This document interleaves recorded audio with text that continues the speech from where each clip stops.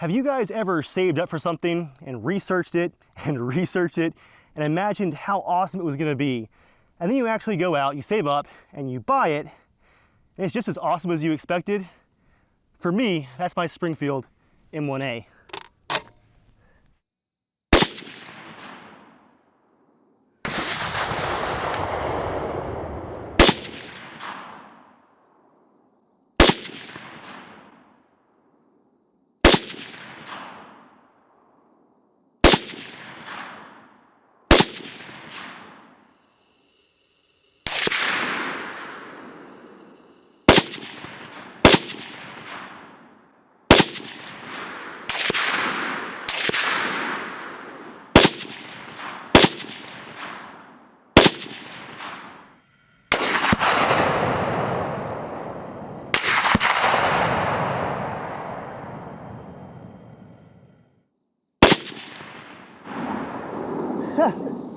As you guys saw in part 1 and 2 of this build series, the Springfield M1A is the civilian version, one of the civilian versions of the M14 battle rifle that served during Vietnam. Now for me, I grew up seeing this rifle in black and white books about the Vietnam War, and later of course in Hollywood, movies like Black Hawk Down with Delta Force using an M14 in that movie. And to see the rifle actually still in use by our military on through the Iraq and Afghanistan conflicts just amazed me. It's kind of the bridge in between the old and the new. You have the walnut stock and the M1 Garand action, but it also has the removable box magazines of modern rifles. This truly is one of the most iconic American rifles out there, and I was so excited to finally purchase one for myself. And later, as I got into both games and firearms kind of at the same time, it amazed me that this rugged rifle actually held up to a lot of its legacy. It really felt like something that I could depend on in some kind of apocalyptic scenario.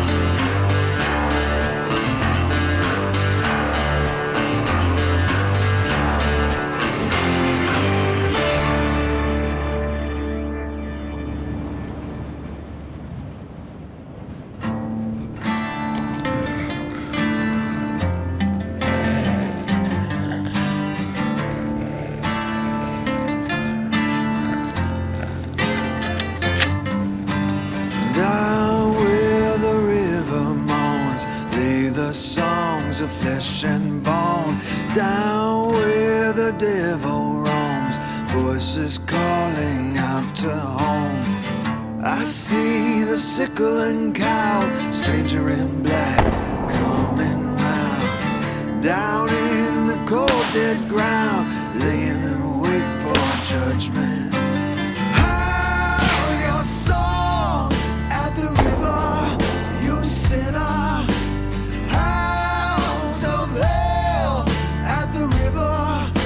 Looking for blood. How your song at the river, you sinner. Hounds of hell at the river, coming looking for blood. How your song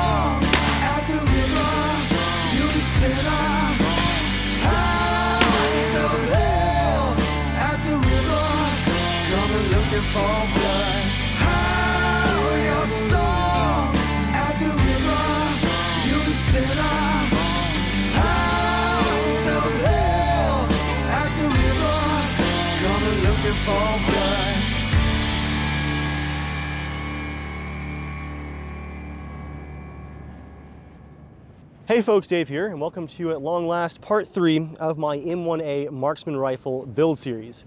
I was inspired to buy one of these rifles from my time using it in survival games like DayZ, and thinking more on that apocalyptic survivalist scenario. I really liked the idea of this American battle rifle with a scope being a survival weapon. So today, I'm gonna walk you guys through the build, some of the issues that I had, and we're gonna do some more shooting now that we've taken out our main zombie threat here. Let's go take a look. Over the last year and a half, I've shot this thing in all kinds of different weather, and these stocks were known for swelling if they got wet, so we're gonna start things off here by checking our zero. To do this, we're going to use some German brass-cased surplus ammo. It's not quite match grade, but I have gotten some good results with it. Our goal for the zero check is not only to check zero, but to see if the bipod that I've added to this GI stock is affecting the gas or the barrel harmonics and is affecting our accuracy. Some of you guys were wondering if that was the case. We did mount this as Sadlac Industries suggested for their bipod mount. So I do trust them, but trust and verify, right? And then we're gonna do it from the sandbags as well without the bipod.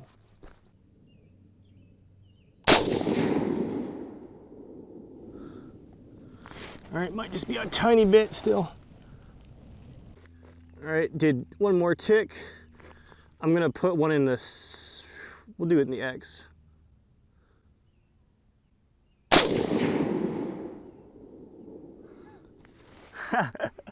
Went right through the X.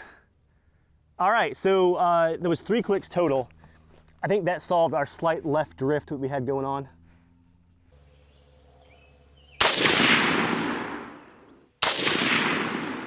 That's good. So let's go ahead and I'm gonna clear us and we're gonna get the sandbags. Same surplus German ammo, again, also nothing fancy. All right, we're gonna go for the, right on the 7 ring. A little low, probably me. Same spot.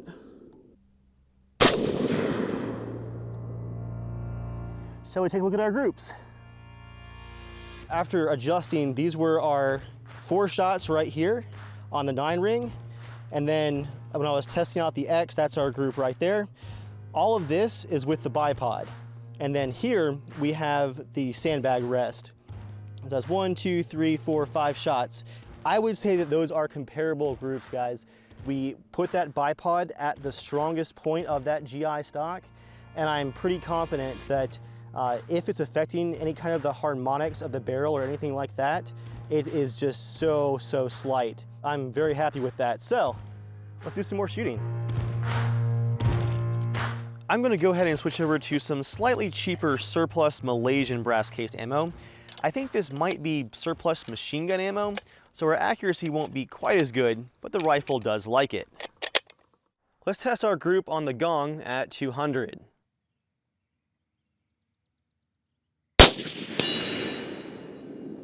Hey, it helps when you paint it.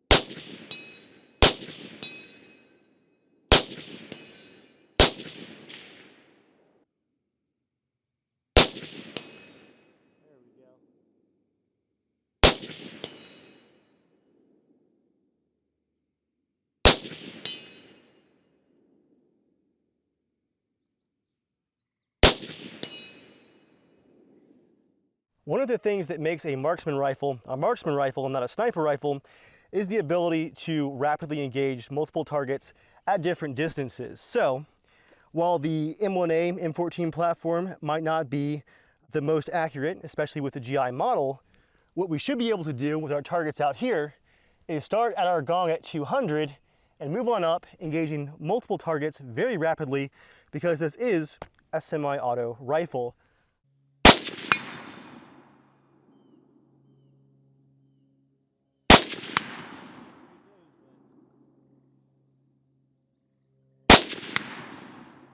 Let's see how it goes, guys.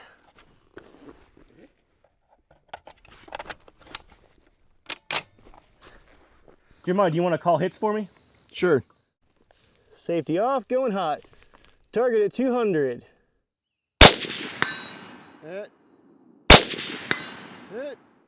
Adjusting. 125 silhouette target.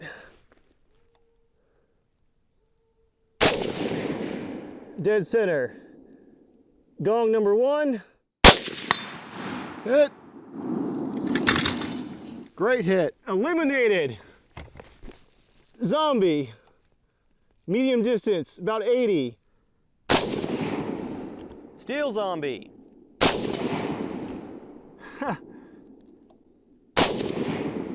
Well.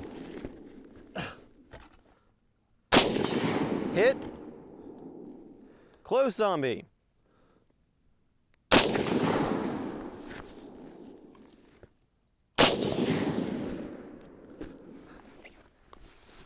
Headshot for silhouette target. Right in his nose. So as you guys can see, this rifle excels at hitting multiple targets quite rapidly, even if I'm not very fast. This is so much fun to shoot. Before we do some more shooting, let's look at how I transformed this GI standard Springfield M1A rifle into a poor man's Marksman rifle, because again, this is just a GI standard. And the things I added to it did not involve a whole bunch of money. A lot of people who want to accurize these M1As or their M14s spend a lot of money doing so. I wanted to just essentially get a scope on this thing, equip it for some scoped shooting, and just see what the base Springfield GI standard platform could do. So, first off, we have our scope mount right here. It's an aluminum scope mount, and this actually is where I spent most of my time trying to get this thing zeroed, unfortunately. It looks just like one of the original Springfield mounts, but as I discovered, the previous owner had purchased a off-brand Chinese Amazon scope mount. It did not hold zero very well at all. But I actually liked one thing about it. It has a cutout channel, so you can still use the iron sights underneath the scope. After the first couple of failed attempts to get this thing zeroed, I did get kind of stubborn. I was determined to make this no-name Chinese scope mount work. After a couple of range trips, I managed to get things pretty close to zero, and I then locked this sucker down with a bunch of red Loctite.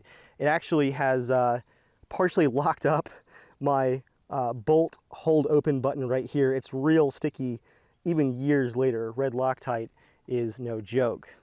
For the scope, I was inspired a bit by the original XM21 rifle program. I wanted to keep the scope as simple as possible, so I went for a Nikon Pro Staff. This is a 4-12 power, 40 millimeter, nice and simple on the reticule, just a very basic crosshair.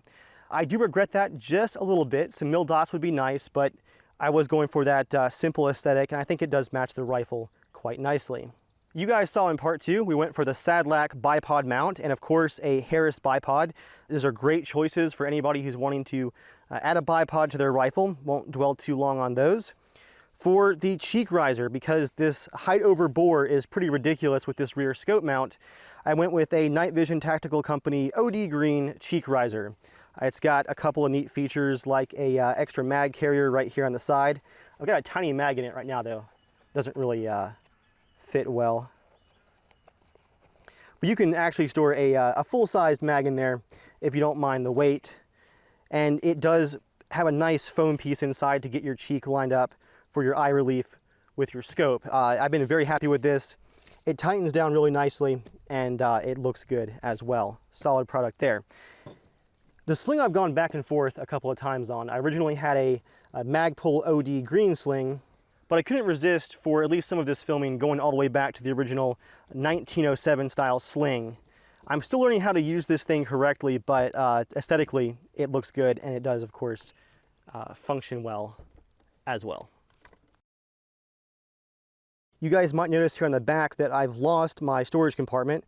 That's because I swapped out the butt plate that came with it for a rubberized one, which actually adds about 3/4 of an inch of length of pull, and that's the primary reason that I added that. For me and how tall I am, the extra length of pull just helped a lot. It also helped to protect the stock. You guys can see here if I tilt it just a bit, with the very thin plate on the back and the bipod on the front, this part of the stock was making frequent contact with the ground, and it was getting torn up really, really quick. But with this 3/4 of an inch rubberized butt pad, that makes contact with the ground most of the time, and it'll help to protect this nice walnut stock.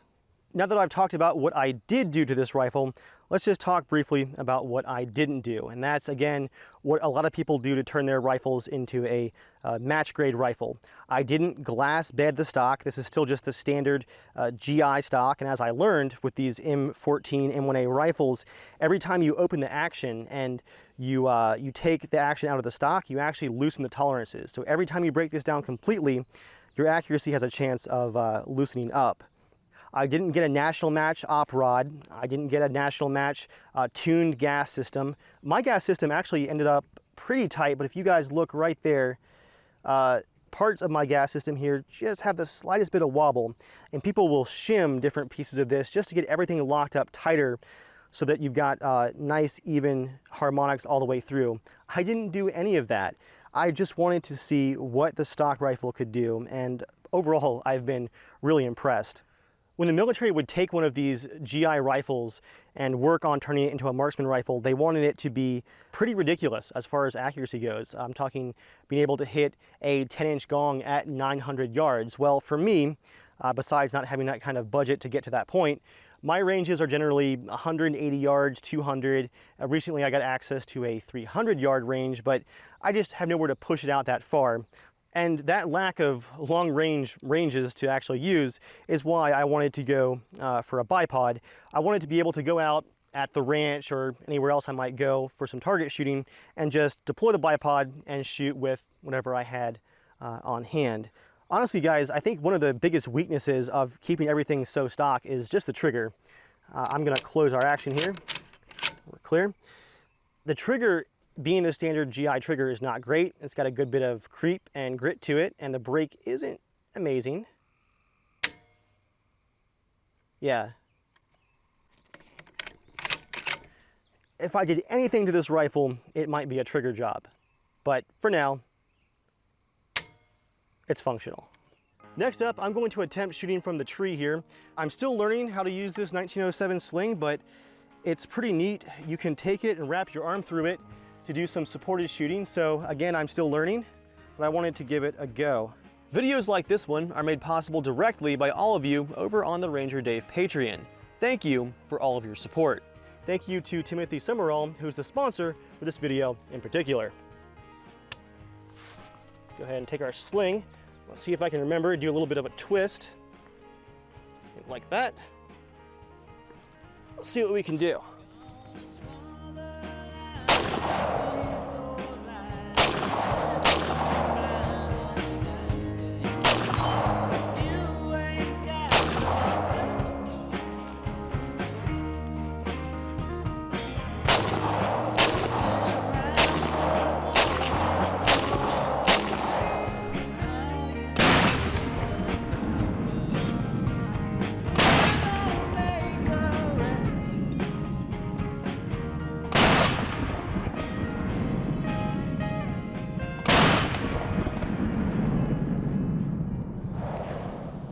Just awesome.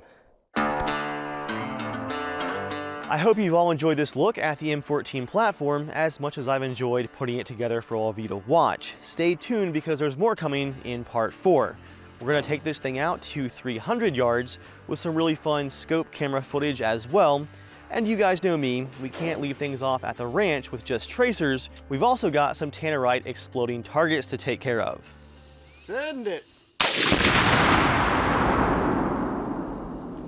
All of the awesome steel targets in this video were made possible by shootingtarget7.com. If you guys want some steel targets of your own to shoot, and I would recommend them, nothing beats the reaction of pinging some steel. You guys can use that affiliate link down in the description to get some targets of your own and help this channel out along the way.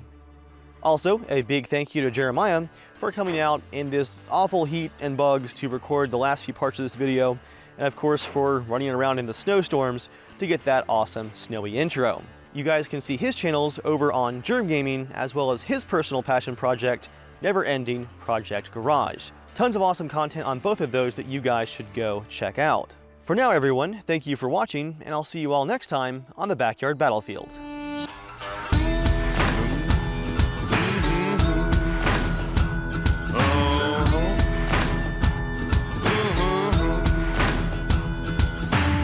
each day, and I'm the strong survivor.